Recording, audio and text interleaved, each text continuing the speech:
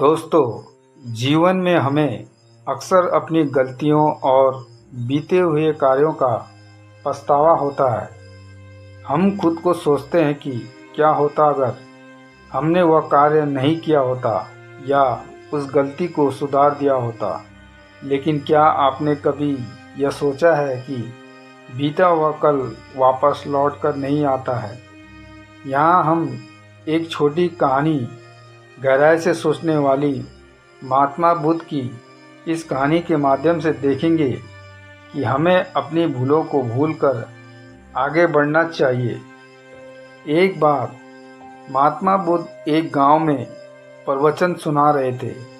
उन्होंने पास हुए लोगों के समीप अपनी मधुर वाणी से सभी को संबोधित करते हुए बताया कि हर किसी मनुष्य को धरती माँ की तरह सहनशील तथा क्षमाशील होना चाहिए।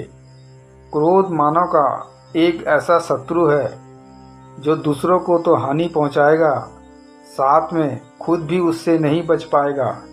इसलिए क्रोध, ईर्ष्या मानव की सबसे बड़ी शत्रु है। सभा में सभी लोग शांति से उनकी बातों को ध्यानपूर्वक सुन रहे थे। तभी वहाँ उस सभा में एक अति क्रोधी व्यक्ति भी उपस्थित था। वह पहले तो उनकी बात सुनता रहा, फिर वह अचानक महात्मा जी से क्रोधित होकर बोला। बोलते समय उसके आंखें खून के समान लाल हो रही थी। उसने बोला कि तुम ढोंगी हो, यहाँ बैठकर लोगों को बेवकूफ़ बना रहे हो। यह जो भी तुम कुछ कह रहे हो ना, इसको सचमुच करना बहुत मुश्किल है। समझे, तुम्हारी इन बातों का कोई मतलब नहीं है। वह सब बातें को मायने नहीं रखती। असल ज़िंदगी में कहानी सुनना बंद करो। धूर्त महात्मा, और जहाँ से आए हो वहीं चले जाओ।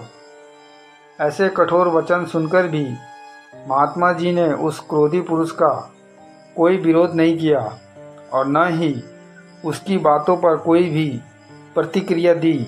वह शांत रहे और अपना काम करते रहे, जिससे वह पुरुष और भी क्रोधित हो गया। उसकी समझ में नहीं आया वह क्या करे। तब उस पुरुष ने महात्मा जी के मुंह पर थूक कर चला गया। अगले दिन जब उस व्यक्ति का क्रोध शांत हुआ और उसे अपनी गलती का पछतावा हुआ, तब वह आत्मग्लानि में जलने लगा और फिर उसने सोचा कि इस महात्मा से मुझे माफ़ी मांगनी चाहिए। वह महात्मा जी की खोज में उसी स्थान पर चला गया जहाँ महात्मा जी कल प्रवचन दे रहे थे। लेकिन महात्मा जी वहाँ कहाँ नहीं मिलने वाले थे। वह तो अपने शिष्यों के साथ अन्य किसी गांव की यात्रा पर निकल पड़े। वह पुरुष सब लोगों से महात्मा जी के बारे में पूछता पूछता उस स्थान पर पहुंच गया जहाँ की महात्मा जी प्रवचन कर रहे थे।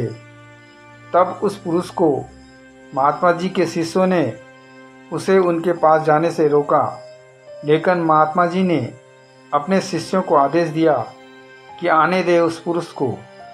तब वह पुरुष महात्मा जी के चरणों पर गिर गया।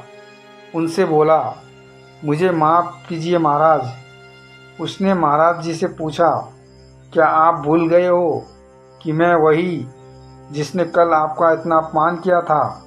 मैं अपने दुष्ट कृत्य की आपसे माफ़ी मांगता हूँ। तब महात्मा जी ने बड़े शालीनता से उस पुरुष से बोले कि कौन सी बात? तब उस पुरुष ने बड़ी हैरानी से महात्मा जी की ओर देखा।